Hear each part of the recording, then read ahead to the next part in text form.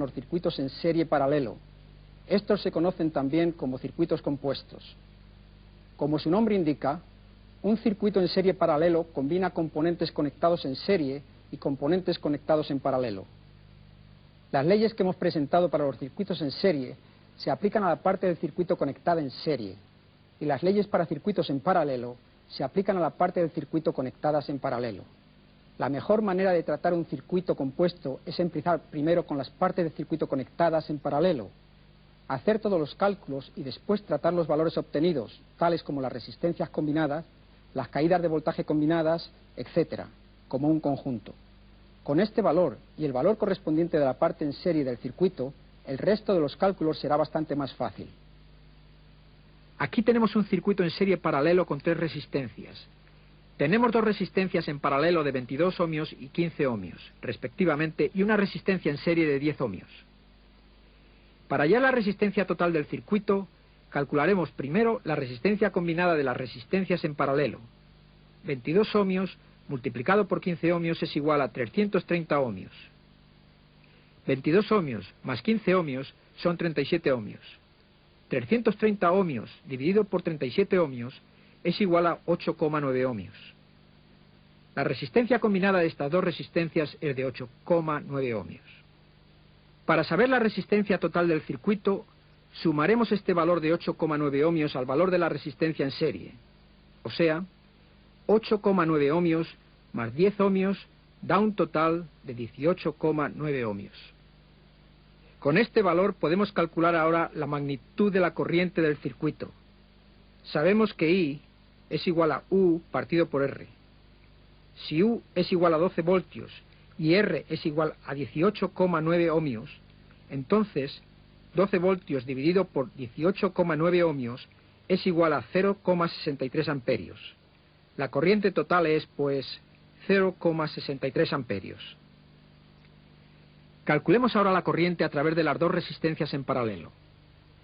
Hemos indicado que una corriente de 0,63 amperios fluye a través de la resistencia de 10 ohmios conectada junto al acumulador. La caída de voltaje a través de esta resistencia es de 6,3 voltios. Obtendremos este resultado usando la fórmula U igual I por R. U igual 0,63 amperios multiplicados por 10 ohmios, igual a 6,3 voltios. Ahora restemos estos 6,3 voltios de los 12 voltios de nuestro voltaje de alimentación primaria y nos quedarán 5,7 voltios a través de las resistencias de 22 y 15 ohmios. La corriente a través de la resistencia de 12 ohmios es I igual a U partido por R, o sea, 5,7 voltios dividido por 22 ohmios es igual a 0,25 amperios. La corriente a través de la resistencia de 15 ohmios es I igual a 5,7 voltios dividido por 15 ohmios es igual a 0,38 amperios. La suma de los 2 valores de la corriente, 0,25 amperios más 0,38 amperios, es igual a 0,63 amperios. Este valor es igual a la corriente total del circuito, como exigen nuestras reglas del circuito en paralelo. Un diagrama de las luces de un tablero de instrumentos es un sencillo ejemplo de la aplicación automotriz de un circuito en serie paralelo. El regulador de la intensidad de la luz está controlado por un reostato o resistencia variable. Esta resistencia variable está en serie. La corriente que pasa a través del tablero de instrumentos dependerá del ajuste de la resistencia.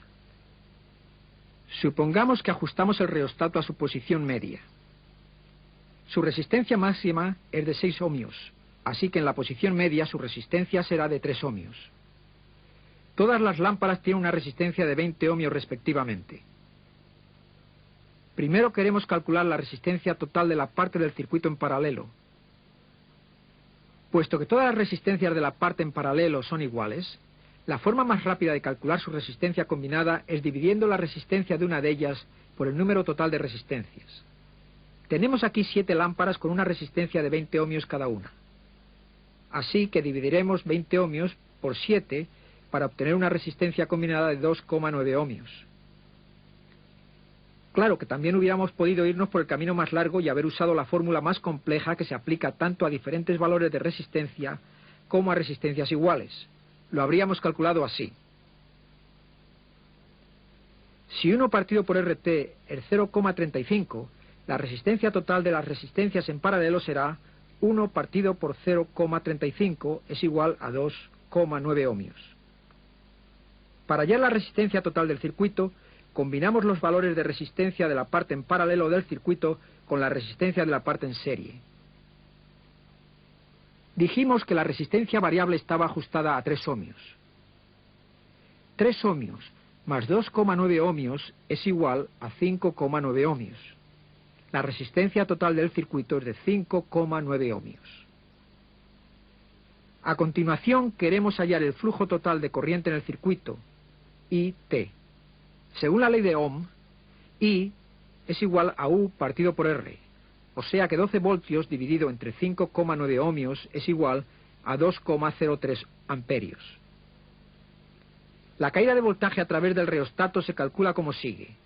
Multiplicaremos la corriente IT por el valor de resistencia del reostato. La caída de voltaje será, pues, 2,03 amperios multiplicado por 3 ohmios es igual a 6,09 voltios.